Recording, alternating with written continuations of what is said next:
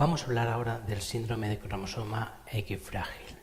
Un síndrome que a lo largo de la historia pues, ha sufrido o ha tenido diferentes denominaciones antes de estandarizarse el conocerlo como síndrome de cromosoma X frágil. Si lo podéis encontrar como síndrome de Martin-Bell, síndrome de retraso mental ligado al X con macroorquidismo y síndrome de marcador X.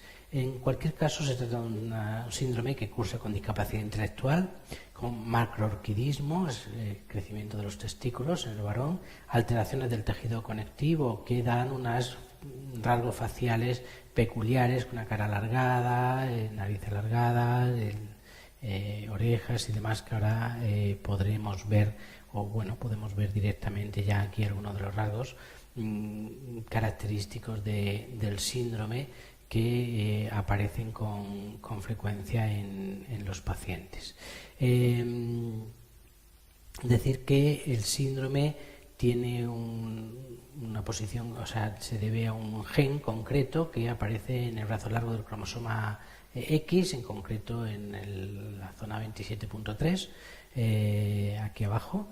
Una zona que, un gen, este gen, que es el gen que provoca el síndrome de X frágil, que es un gen que tiene una repetición variable en la población de una secuencia concreta, de un codón concreto, el de citosina, guanina, que aparece repetido X veces en cualquiera de nosotros.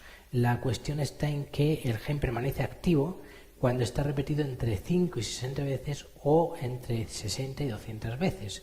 Lo normal, para que no haya ningún problema, es que tenga entre 5 y 60 repeticiones. Eso es normal, eso es un gen activo sin mayor problema.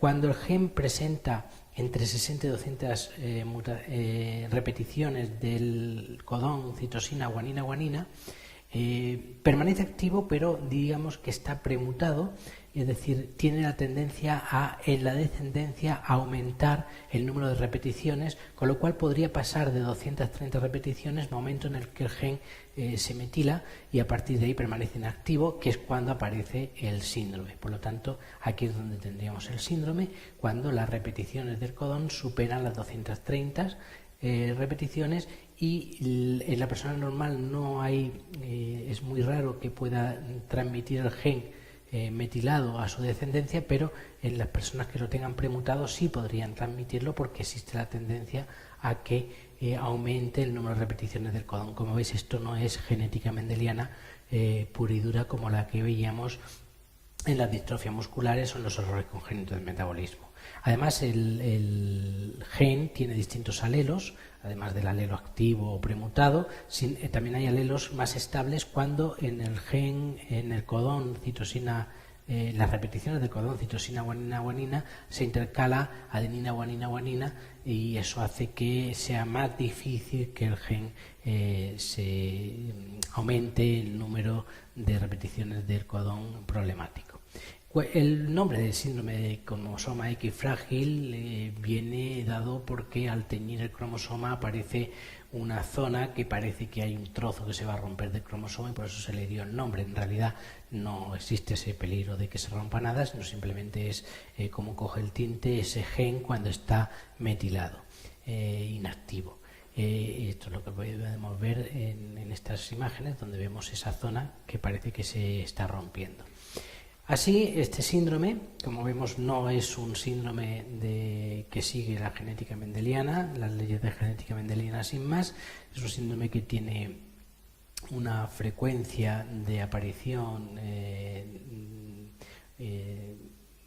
relativamente alta, una prevalencia de 4.500 en varones, 9.000 en mujeres, de la que en mujeres el segundo gen puede proteger o en todo caso genera una discapacidad intelectual menor, responsable de hasta el 30% de discapacidad intelectual en varones, menos en mujeres. Esto hace que sea la causa genética individual más frecuente de discapacidad intelectual en varones.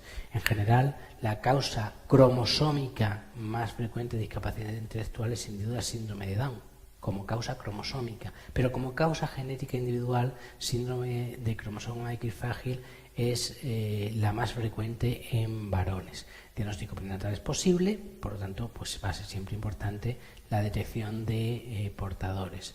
Los rasgos los hemos visto antes un poquito en alguna imagen, veremos más en clase.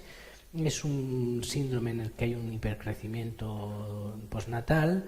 En la región craneofacial encontramos una serie de rasgos características como esas orejas grandes, esa frente prominente, la cara alargada, la mandíbula también prominente, algo de macrocefalia, no muy importante, paladar ojival.